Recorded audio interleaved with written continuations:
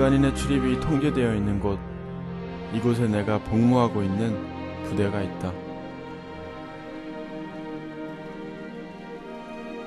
그리고 나의 영적 쉼터 15사단 적군동교회를 만날 수 있다.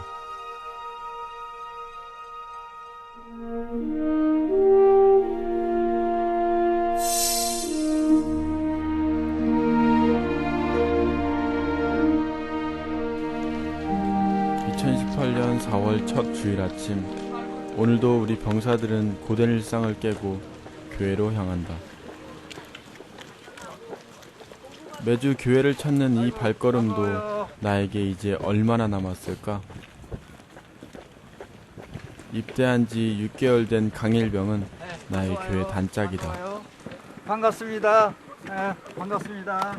한결같이 먼저 와서 우리를 맞이하는 목사님, 그리고 언제나 은혜로운 찬양이 오늘도 우리를 반긴다.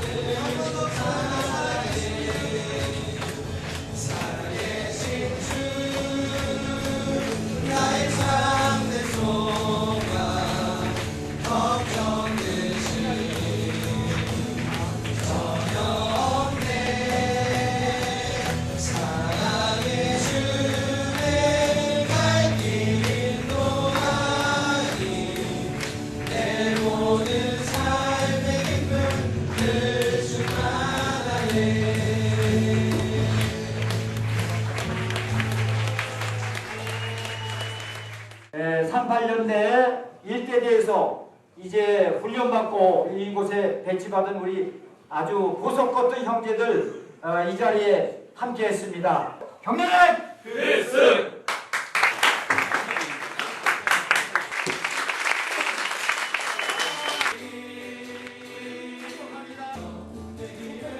새신자가 이번 주엔 10명이나 된다. 막 입대해서 처음 교회에 왔을 때가 어제 같은데 강일병도 나와 같은 느낌인가 보다. 일단 신병분들을 보면서 항상 저희는 기도를 하곤 합니다. 이제 앞으로 이제 군생활이 많이 힘들 텐데 교회를 꾸준히 나오면서 이제 신앙생활하면서 힘든 군생활을 이제 주님의 보호함에 있기에 이제 잘 할 수 있을 거라고 생각을 합니다. 우리 신병 친구들도 교회를 계속 다니면서 주님의 끈을 놓치지 않고 계속 기도하고 예배 빠지지 않고 참여하면 더 군생활 잘 할 수 있고 잘 마칠 수 있지 않을까라는 생각을 하면서 기도를 하게 되었습니다. 오늘의 설교 말씀은 부활 메시지. 사실 나의 군생활에서 가장 큰 버팀목이 된 것은 바로 말씀이었다. 오늘따라 더 실감이 나는 것은 왜일까? 우리는 하나님 앞에 의인입니다. 할렐루야. 네. 하나님이 우리를 의인이라 불러주겠다. 너와 같이 살겠다. 이게 하나님이 우리에게 주신 특권입니다.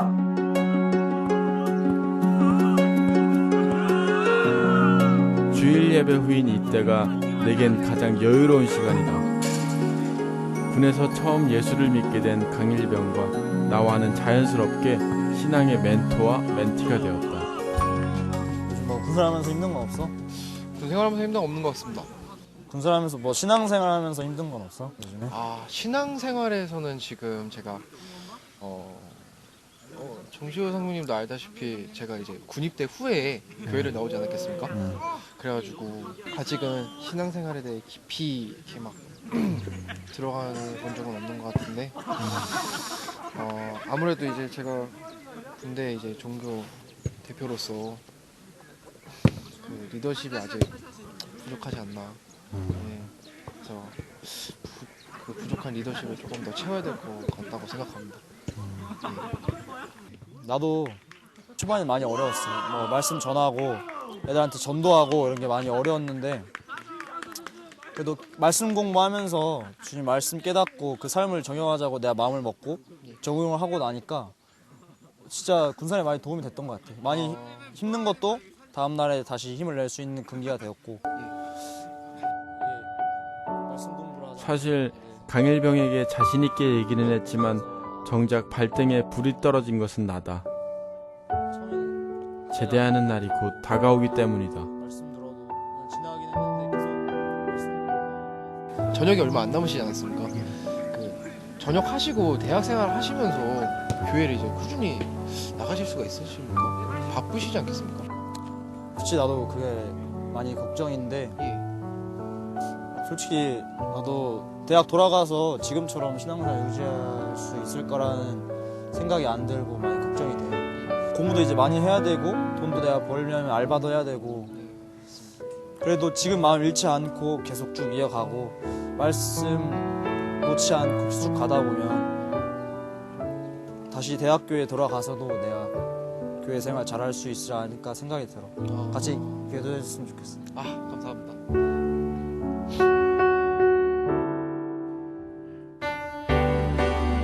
이런 나의 고민과 기도 제목을 누구보다 잘 알고 계시는 목사님. 그런데 며칠 전부터 새로운 비전으로 흥분해 있는 목사님을 발견했다. 저는 대한민국 군교회 전체에 소낙비 같은 부흥이 오기를 기대하고 기다리며 기도하는 목사입니다.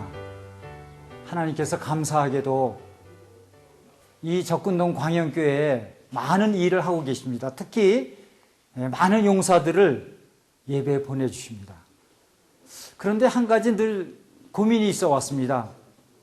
이들이 저녁 후에 과연 어떻게 될까? 지속적으로 신앙생활을 잘 해나갈 수 있을까 하는 것이 늘 고민이었습니다. 그런데 이 시기에 하나님께서 다음 세대가 세워지는 것을 청년 선교를 통해서 완벽한 계획을 제가 듣고 접하면서 이제야 정말 이 군 선교가 이제 캠퍼스로 또 해외 선교로 퍼질 수 있다는 그런 가슴 벅찬 그런 것을 접하면서 기도할 수밖에 없습니다. 젊음의 절정기를 조국을 위해 하나님을 위해 달려왔던 지난 2년. 정말 내가 경험한 하나님을 대학과 사회에서도 멀어지지 않고 더 깊게, 더 가까이 만날 수 있을까? 저희가 우리 군대에서 그렇게 열심히 장병들에게 전하는 메시지는 예수님을 만나면 삶이 변화되어진다라는 겁니다. 그렇게 저희가 열심히 사역을 할 때 한 가지 좀 안타깝고 아쉬운 것은 군생활하고 사회로 돌아갔을 때 계속해서 예수님을 만날 기회가 있을까라고 했을 때에 또 우리 귀한 청년 선교에서 그 일들을 감당해 주신다고 하시니까 너무나도 감사하고 기대가 큽니다. 사실 이 땅에서 군대가 변화되어지면 청년들이 변화되어질 수 있고 또 청년들이 변화되어지면 학교뿐만 아니라 모든 사회가 다 변화되어질 수 있기 때문에 이 나라를 향한 정말 큰 귀한 사역이라고 생각을 하거든요. 앞으로도 저희와 함께 도와주시고 동역하여 주시기를 부탁드리겠습니다. 청년 선교를 기대합니다.